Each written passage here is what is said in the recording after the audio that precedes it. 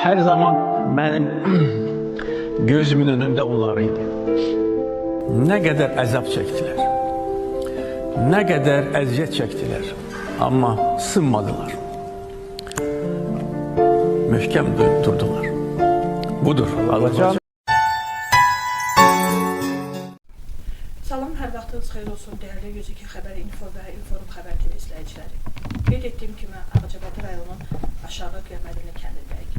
Daha bir şəhidimizin, Ağcabədinin qeyrətli bir övladının evindəyik. Quliyev Məhəbbət Arzuoğlu. Müvafiq ətrafına gedən döyüşlərdə qəhrəmancasına şəhid olan oğlumuzun, vətən övladının evindəyik.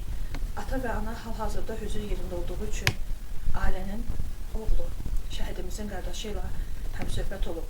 Şəhidimizin keçmiş olduğu həyat və döyüş yolunu sizlərə də aşılamaq istədik. Xoş gördük qardaş. Özünüzü zəhmət olmasa təqdim edin. Mən Quliyev Hörmət Arzuoğlu, şəhid Quliyev Məhəbbətin qardaşıyım. Qardaş arxadır, qardaş dağdır.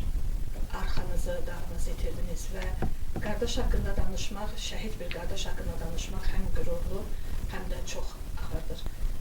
Qardaşınız haqqında nə deyərdiniz?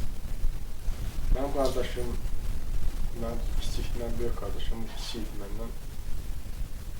Çox tərbiyəli idi, yəni mərifətli, qanacaqlı, sakit, kənddə, Eldovada sakit, hamı onu bir sakit bir uşaq kimi tanıyırdı. Mənim üçün bir qururdu şəhid qardaşı olmaq. Mən fəxr edirəm qardaşımla. Allah cəmi şəhidlərə rəhmət eləsin. Allah ordumuzu, millətimizi qorusun.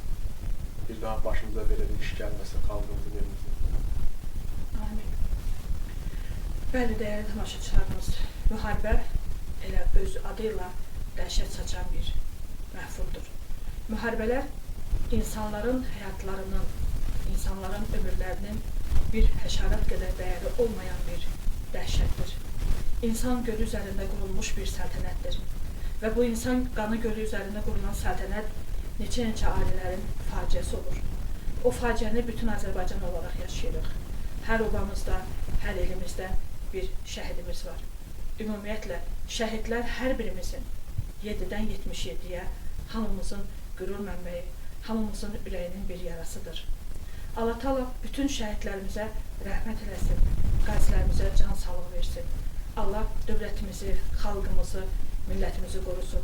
Şəhid ailələrində uzun-uzadı danışmaq çox ağır olduğunu bilirik və şəhidlərimizi tanımaq, onları əbədi olaraq qəlbimizi yaşatmaq Azərbaycan xalqı olaraq hər birimizin borcudur. Allah şəhidlərimizə rəhmət etsin, qazilərimizə can sağlığı versin. 102 xəbər info və inform xəbər TV-nin rəhbəri Azər Xudayaroğlu, müxbir Nəzakət Kamal qızı, operator Seymur Sahiboğlu, Ağcabədi.